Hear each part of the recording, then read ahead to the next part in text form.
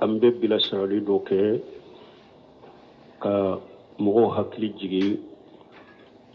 kow dɔ bɛ fɔ jamanaw kɔnɔ mɔgɔw hakili jigi o kow dɔw la o dɔ ye mun y'an ye mɔgɔw dɔ bɛ sigi sisan ko min ye an farafin an ka jamanaw ka dɔɔnikɛbagaw ye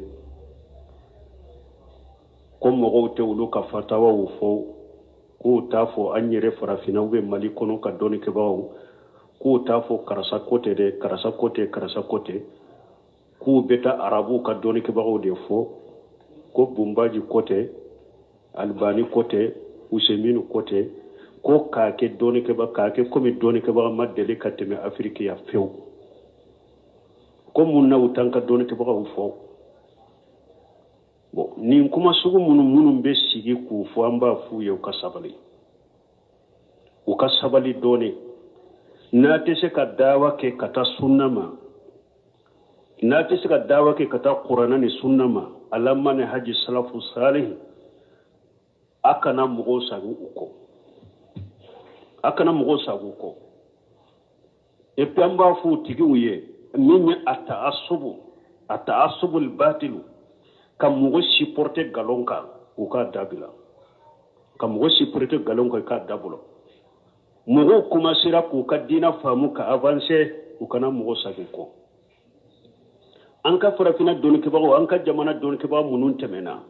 minnu bɛ balo la o minnu sara o minnu y'u jija nin sunna in na k'u seko k'a la u ye kuma minnu fɔ u ye kɛwale minnu fɔ n'u bɛnna sababa ma o la ala k'u sara a la u katawura ko minnu ma an bɛ ala deli ala ka yafu ma a la min balimaw n'olu b'a fɔ ko arabu dɔɔnikɛbagaw kana fɔ yan t'anw ka fɔ an b'a f'u ma fɔlɔ ni ala bɛ a ka ciden sugantiya k'a kɛ ciden ye a tɛ farafinw dɔn n ko ala ye arabu de sugantiya k'a ka ciden bɔ u la ala t'a dɔn farafinw bɛ diɲɛ kɔnɔ ko an bɛ taa arabu dɔɔnikɛbagaw ko an bɛ taa olu de ka fatawaw ta ko ka an yɛrɛ ka jamana ka dɔɔnikɛbagaw tɔ ye ko an ma kota an yɛrɛ ka dɔɔnikɛbagaw bolo ko hari ni mɔgɔ min ye ɲininka n'i y'a jaabi ko fo a ka dɔɔnikɛbaga dɔ de wele Maka k'o wele ko k'a yira a bɛ komi ni kuranɛ kelen de t'an bolo an bɛna nin bɛɛ la o tigi ye nin bɛɛ fɔ ala b'a ka ciden ci wagati min a t'a dɔn aw farafin bɛɛ wa a m'a ka ciden sugantiya k'a bɔ arabu de la a filanan ala b'a ka kuranɛ in jigi yala a t'a dɔn farafinw bɛ diɲɛ kɔnɔ langue b'u la wa kuranɛ jiginna farafinkan de la ala ye arabu de suganti k'a ka kuranɛ jigi u ka kan n'an bɔra o la o bɛ anw ka dɔɔnikɛbagaba minnu fɔ jamana kɔnɔ yan o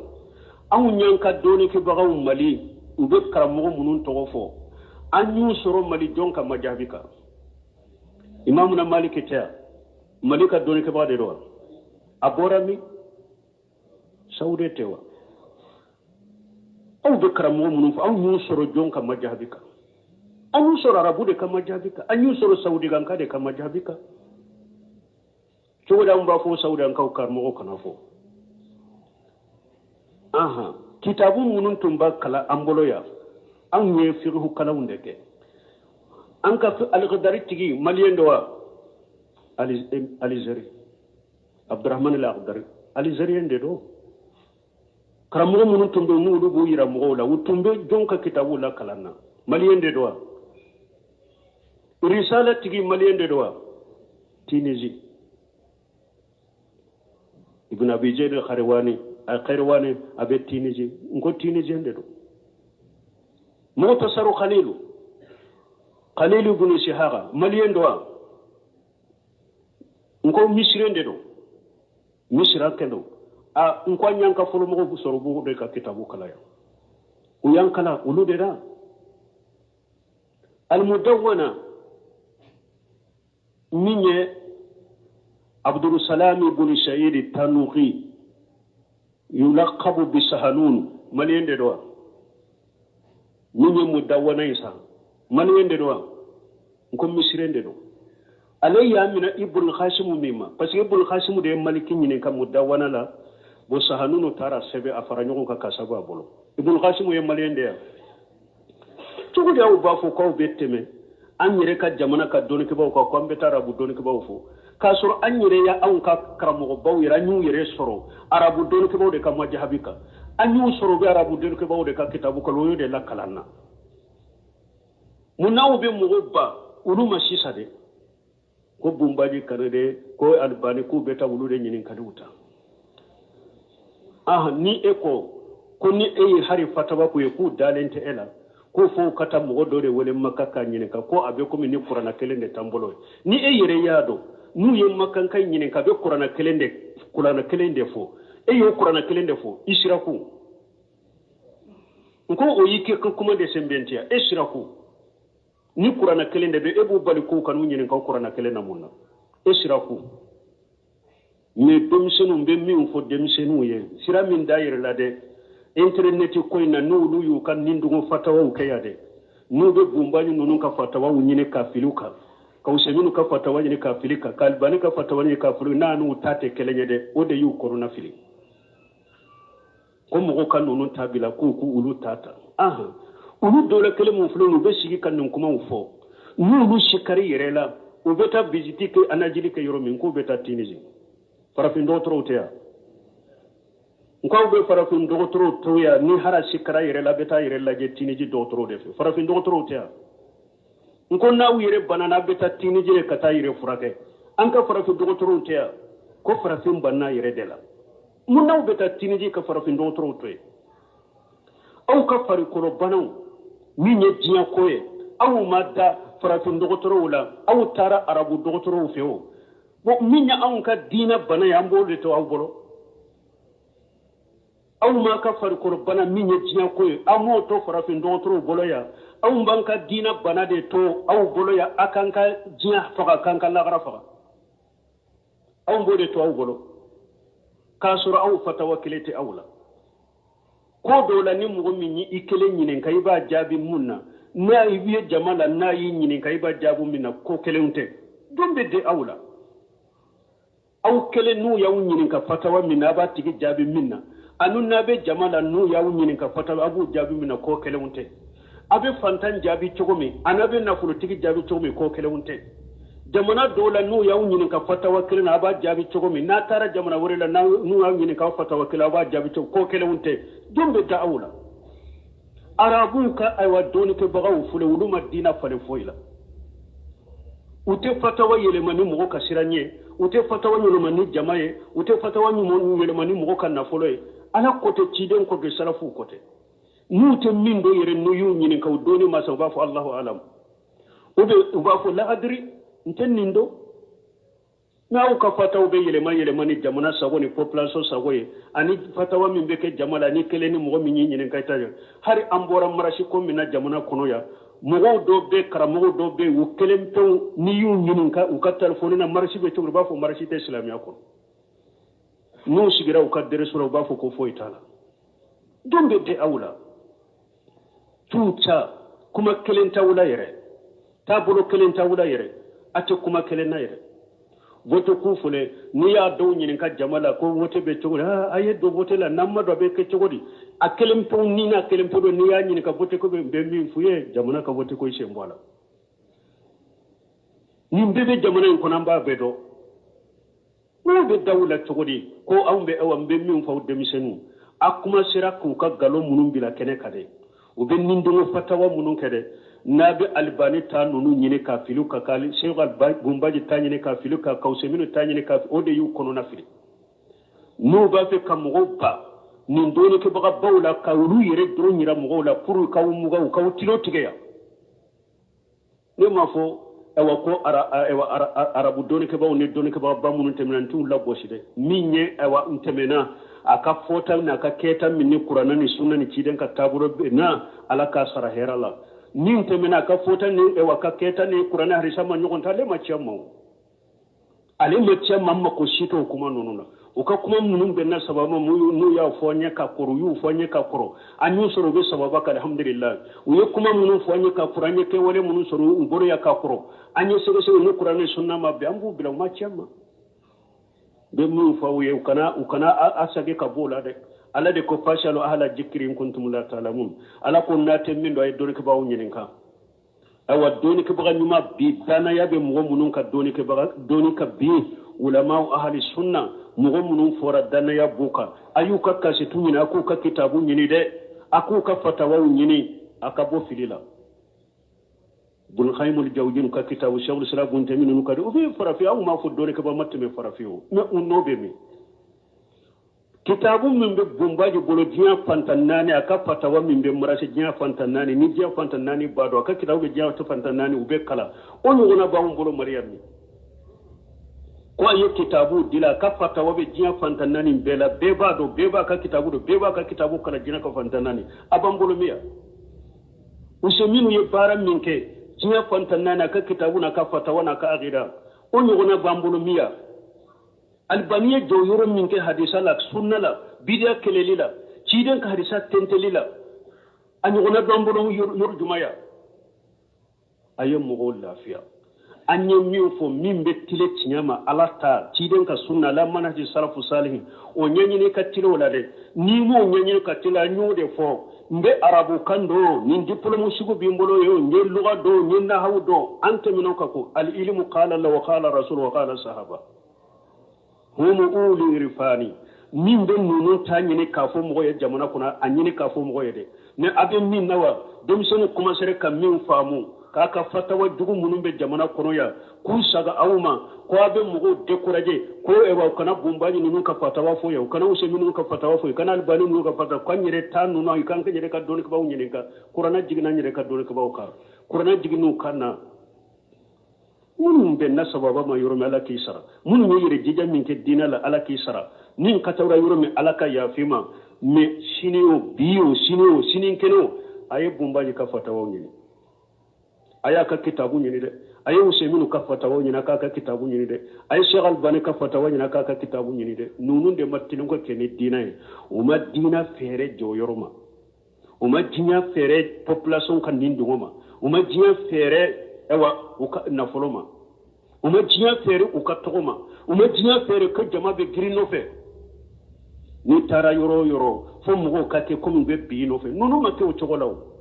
nunu ni femmin dila jinya kono uka wula da kele u ye femmin dila jinya kono e ka shi moment se ka dila min jama suguma giri wulu no fe o ta fe uma nyini fana ni ku ga ke fana bi balala ni aw ko mo kana wulu ka kumata mo kana wulu lamere ko yere ka doni ka bawira aw yere ka doni ka baw munum be jazahumullahu khairan min wulu ma chama alaka hakki mandama akana mo sagu ko supporteri galon supporteria aya dabila kam mo sabi ko kuma sira ko ka dina famu ka salafiya famu tanke kitabu munum bo fa akana mo sagu ko naw tese ka woleli ke kata sunna mala famu salafu salih ayem mo lafiya atese ka mo si tromper tugune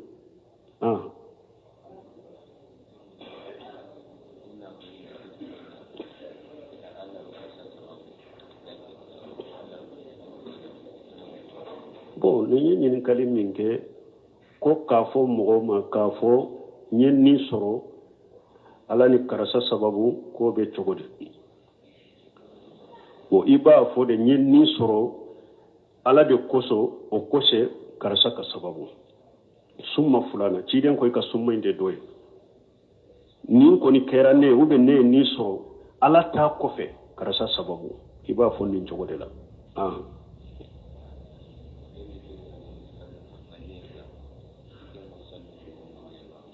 bo ko sura ni salli ka jose on fo comme ngania fo ngania be salli saratu de la ngania o te salli ka jose on la ngania be salli ka saratu de la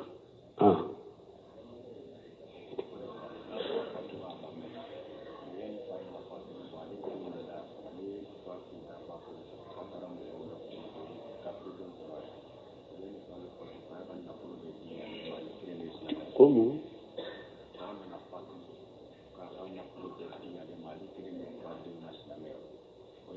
sake min kalina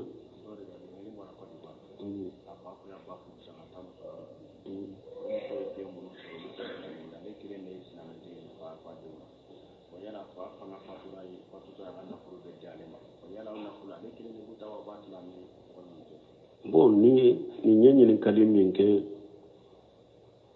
bo ko afa tunye muso de furu ko ye kafiri de wa ha ko muso ha ko ay faye muso min furu o ye demunu soro ulu kera kafiri afa fatwa ya ka na folo to ale bolo ale islamai ale kele ne taru be mundo ni sugu doni ke ba munu ka jamana kono anu ka kabila u ka koyi nyesi ulu mamu ka shigi kan nyana buye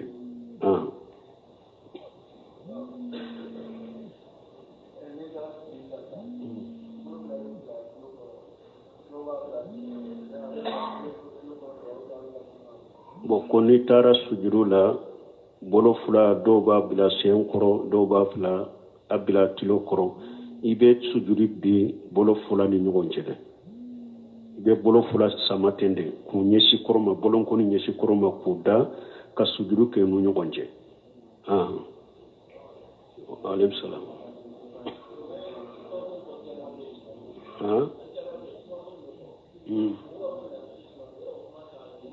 bo ko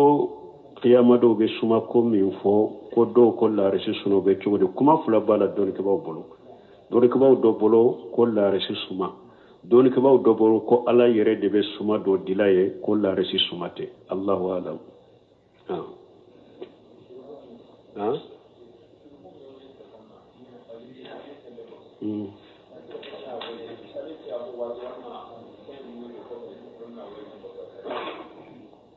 salatu min bopo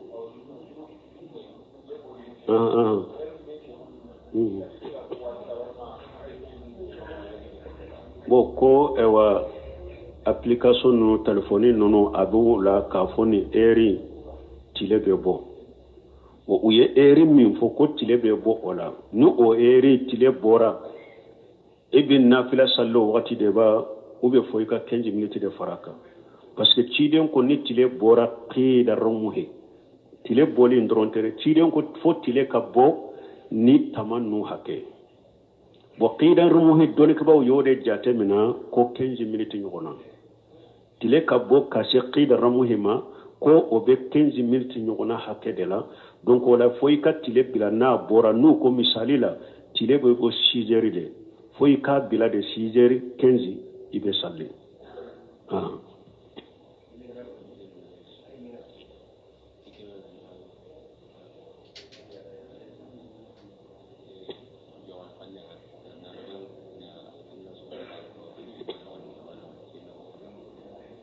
ko min ye nyegen kono na ka subana le fo ke nyegen kono no be chogodi ala ko somate ke nyegen kono na la don ki baw ko ni don na nyegen kono min ye ka ala togo fu be ka ala ko suma ko ye makaruye ikana ala ko suma nyegen kono bo fo kuma be yoro kelende don ki baw ye nyogon sosola min ni ba fe ka salijita nyegen kono parce que saliji ni be adamina fo ka bismillah fo yala nyegen kono bismillah min kanka fo e ba fe kana salijita ibe bismillah fo ibe sukunde kono ube ibe bismillah fo ni ne nyegen kono so solina na ni le doro ke baw bolo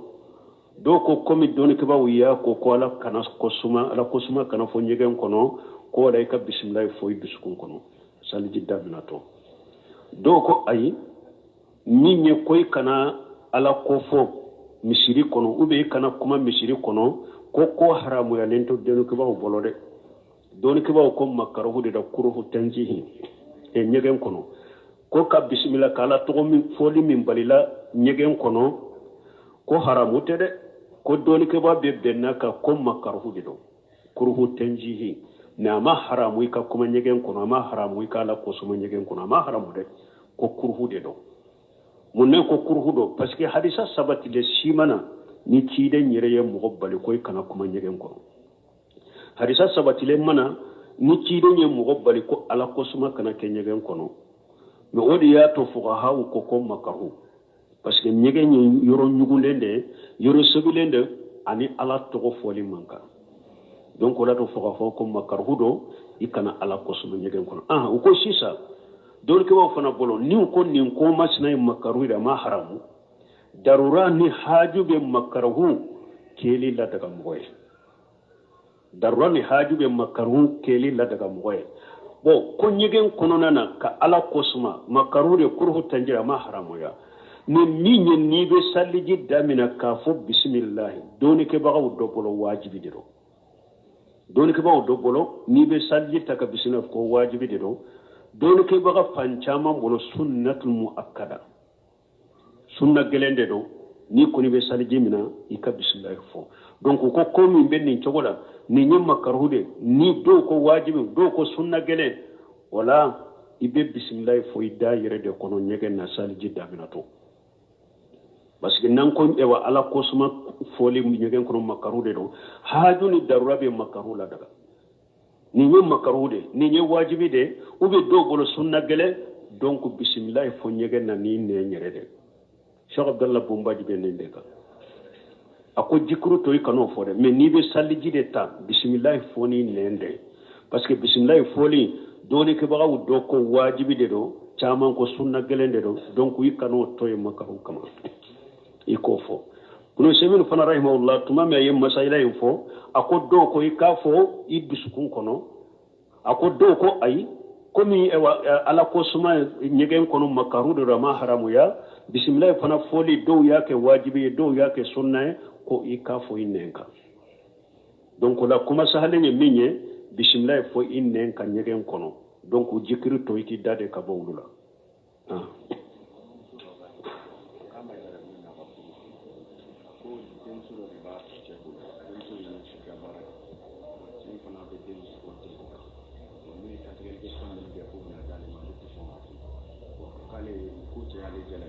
ko demuso sage musu ni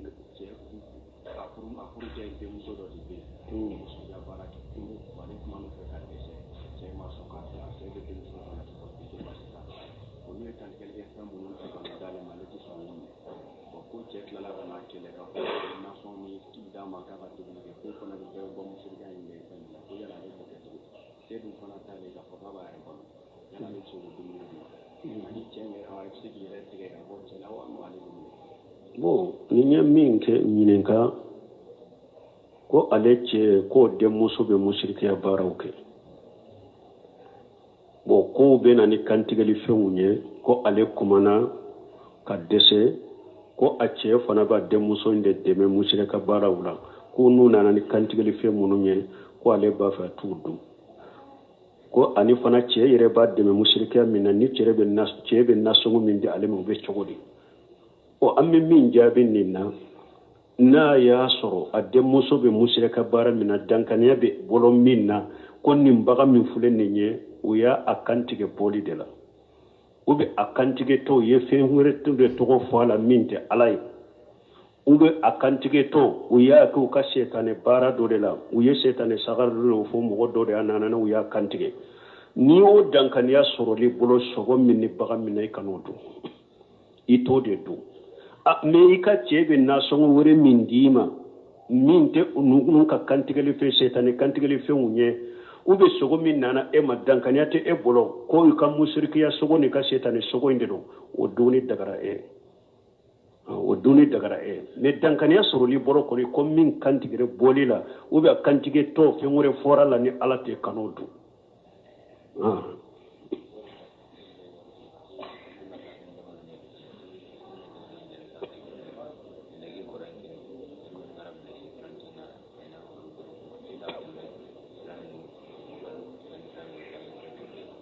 bon ko doye ñininkali ke ko olu be kafiri jamanaw de la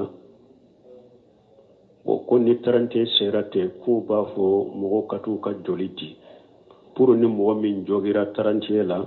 u be joli do olu la u be cogo di ni hakilina ka kaneta i ka joli di ni hakilina ka kanatiya ki joli di k'a fo ka fara kan ko tarante la minnu jogila joli be do olu de la nin be donna u ka dɛmɛli kɔnɔ u ka salli la nde min fo silamaw ye fo silama kafiru ka galo in gɛlɛyaru ma cogo min de faw fana ka diina kanu o cogo de la ka gɛlɛya fana ma kɔ n'o ye kafiru ka feti minnu filɛ nin u yɛrɛ b'a dɔn ngalon fi kirikiri kafiru yɛrɛ b'a dɔn cɔ olu ka salli la aw ka fara olu ka aw ka salli nisɔndiya n'u ka feti n'u dumuni la kafiru yɛrɛ b'a dɔn cɔ haramu dɔ aw kan mu ko de on ban galon minade an ka galon ka kadanye fo an ka wa a haramu do silama ma de fo ja ko an ka silama do an ka galon de la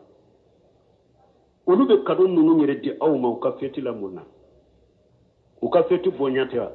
anu ka feti ni sonjata ko ka feti bonya ka ni sonjata munna aw fana ta ka dina bonya kaira kafiru law fana ka dina sunnin ta tama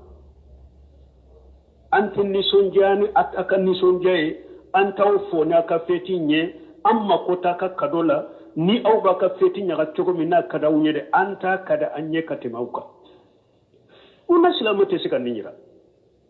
ita ye tinyade qur'ana hadisa ulu taye ngalonde ulu yu chesiri ubu ka galon defa chogo mi ka nyaga chogo mi munna te sika chesiri ki ka tinya defa na be ninyi nin kali sugunati ninte malo ya ko aw yere bolo ko akfiru fetu ko beta ka joli de ko ni min jogina tranchela silama kankan ni boy daire bunu khaymu kitabu dilalen de benina kamu ahli jimma bunu ibudun tamiya kitabu de dilanina iqtida'u siratil mustaqim fi mughalifati ashab al-jahim duni kibga siman yugon so sala nasaro ka feti min fulen ni nya haramu yara anka faruka fe foila haramu yara anka faruka ni sonjala aharamu yanka faruka dumunila aharamu yanka faruka nyogon fola aharamu yanka faruka kakado di nyogoma wuri seminu ko rahimahullah akoni mugon munye 30 min fulen ni ni yen nasara sambe sambe kufo akoni kisira kafiriya konima akoye junugo soro akosino bi seki ke kafiri yerede ako pasino uka sallim min fulen ni kafiriya de do akoni mugon min ni sonjare ni kafiriya ye munye ko kafiri de ako be kafiriya yere woni kata mugoma ko de to harbul ghaym ko hakamre jimma aku ka sallimi fulani mugo yufo ula ako na tigra mugo kisira kafiriya konima ako junubu belebele bi kanna ko be ko ni mugo minye sujuru bi kuranye nasara ka kura ube mugo minye dolomi ube mugo minye jene yake eko aha ini cheni braji ni sonjara akon nasara ka feti ni sonjara ka jugunoye nasara ka feti nyugon fo ka jugunoye bo silama sariya minye saybawe tabinan nasaraw ka feti min fulenye metiron ka kala de e pete hari nasaraw yere ka dina da galonde do ya da kono ati sayre ka dina kono galon dila lende do ka takasora kono u yere bado galondo fana u yere bado fana silama kan ni sonjana ube silama ka feti ube silama ka kado mina haramu de do munna aka salli bado te kado de awma aka kalla yausa munna sungalo te kado de awma munna sungalo te konzendi awma na ya soro bawde ni sonja nute uka salli ni sonja la munna uka sungalo te konzendi awma kafiri jamana kona ka bara bila ka sungalo su herala nko wa ni sungalo yere nana ube bara giriya ka tuguni de ka dore faraka bara yeru yere ka puru ka sunnege bo awla munna au ka fetu la salli bani sallin cin ute konzendi awma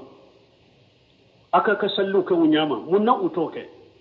ulu ka fetu la nu taraw bila nin ko sugula na ya suru be hinna awla de u be ni sonjane awla u ka bila tarankri la ka dina keke mun u ka bila ka wele ke kata tawhid ma kafir jamana la ke u ka bila aka u ka kutuba ka kala nyalma ko haru kutuba kala no be français u ka be ka fo français de la pura be mun fo kado harabe kutuba mun kalu fe ko donende do boro kuma sugu do be abe se ka bo kadri do kono nko ye shew salu fawjani nyininka ko ene wa dina bangali ye jumay kafir jamana la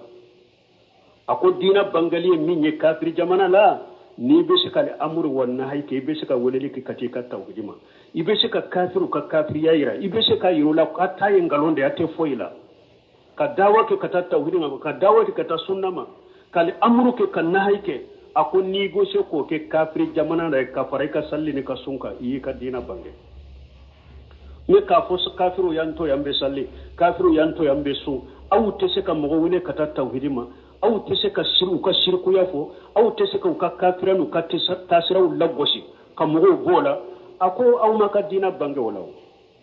ako dina bangelite ku yimbila mbe salli yimbila mbe su o kaw bila ka wile ke kata tawhidima ke o kaw bila qur'ana ye min fo nasara ka ko foke o kaw bila qur'ana ye min fo yahuda ka ko foke u kaw bila kurana ye muso gosi min fo kurana aya kuna k'a fɔ a cogo la kɛ u kaw bila kurana ko muso kana baara kɛ a ka muso kana baara kɛ ko hari muso dɔ ye bokali bila na ko a bɛ faransi ka sariya la dɛ u b'u ka sejuru bin diŋu ma a y'a fɔ faransi kan dɔ la n tɛ se ka saga kan ko a kɔrɔ dɔ ye ko i bɛ baara de kɛ sejuru in dir'i ma i tɛ sigi dɛ olu ka sariya la cɛ ni muso bɛɛ de bɛ baara kɛ a ko n'i ma baara kɛ n'i sigira i tɛ se ka sejuru in sanse o tɛ kuranna konturu ye yan wa harana fi buyutikunna a y'o f'u ye kɛ ko a bɛ musow la baarali min k'o t'an ka sariya kɔnɔ musow kana baara kɛ o k'o kɛ aw ye kɛ minnu bɛ hadamaden masala kɛ wa ko tarante la k'u bɛ hinɛ u bɛ kado de don wa kado empoisonné kado ni poisonné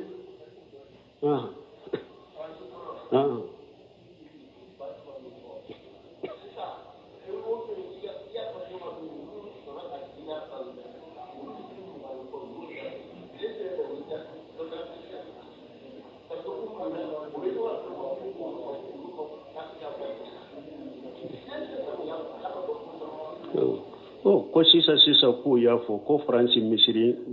joli ko ba saba ni ko bɛ wala ko misiri ba saba ni ko de bɛ faransi mais sisan ko sa in na ma hari dɔgɔkun bɔ k'u y'a fɔ mugan ni dɔɔni k'u ye olu datugu u y'u misiriw datugu ko parce que u b'a kɛ ka diina bange awa ko hari kunu ye kelen datugu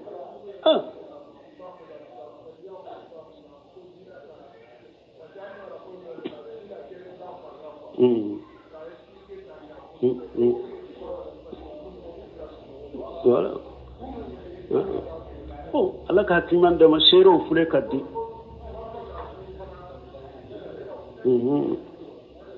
ala ka hakiman dama